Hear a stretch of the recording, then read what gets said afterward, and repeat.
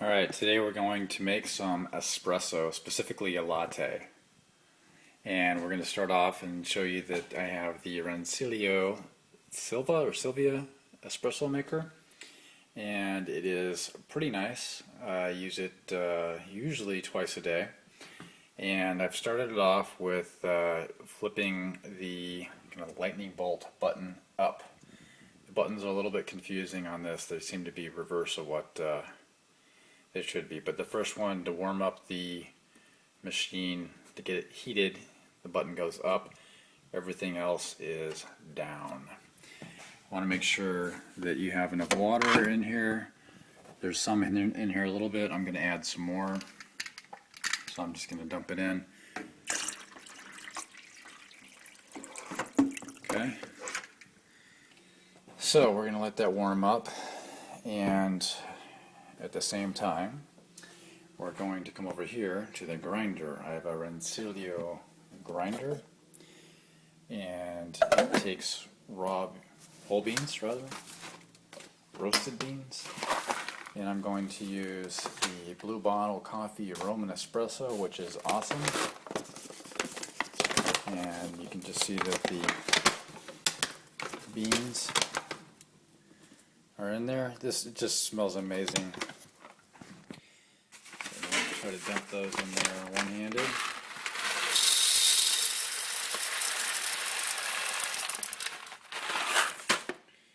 Okay, put the lid back on. I like to do a grind setting of about 8 or 9. And we're going to let it go. You take the Rancillio espresso maker kind of espresso storage area, make sure it's all clean. You can take this out, make sure it's popped down, put the coffee in here. I'm going to set it up here in the grinder. Okay, might be a little too much.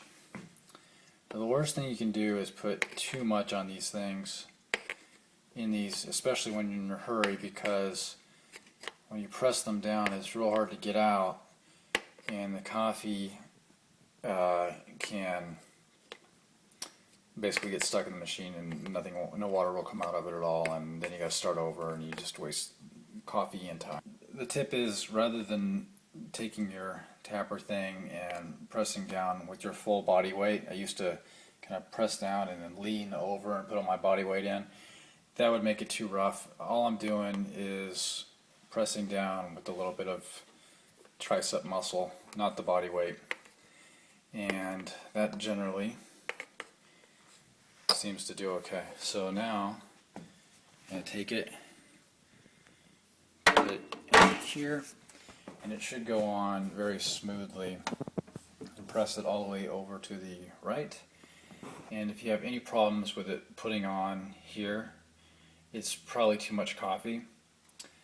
So if that's the problem you have, pull it off, scrape out some with your thumb, and retap it. Put it back on. Alright, so now the thing is heated up. We're ready to go. My extra large double shot. And I run this longer than what most people will tell you, but I think it still tastes good.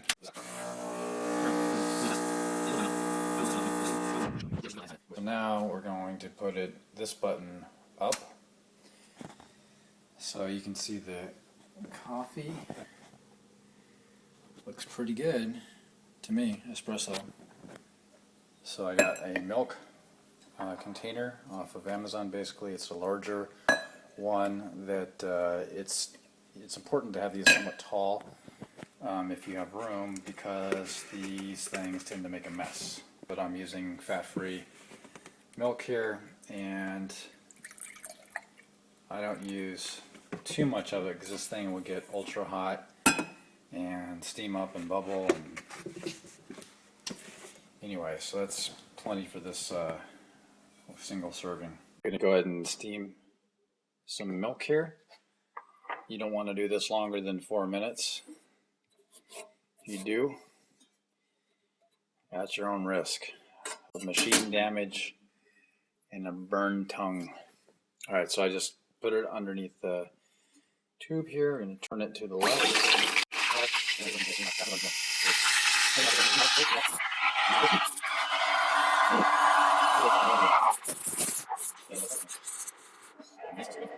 Right.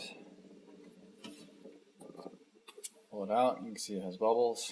Extremely hot. Very, very hot. You have the two together here. And you want to shut off the machine, all buttons down. This particular machine is easy to leave on. It's not very intuitive as far as the buttons. Okay, now you want to kind of clean off some of the milk from the nozzles. I found that even when you do this, it gets so hot it cakes under anyway, so you have to take water glass and kind of stick it under there, let it set and clean it that way. So let's mix it up. What I like to do, and I'm only doing this one-handed, so I'm just going to put in the espresso first, pretty dark there. Okay. Now I'm just going to pour in the milk. And that's actually more milk than probably need in there, but there you go. It's a nice home latte. Very strong, excellent coffee. Let me know if you have any questions.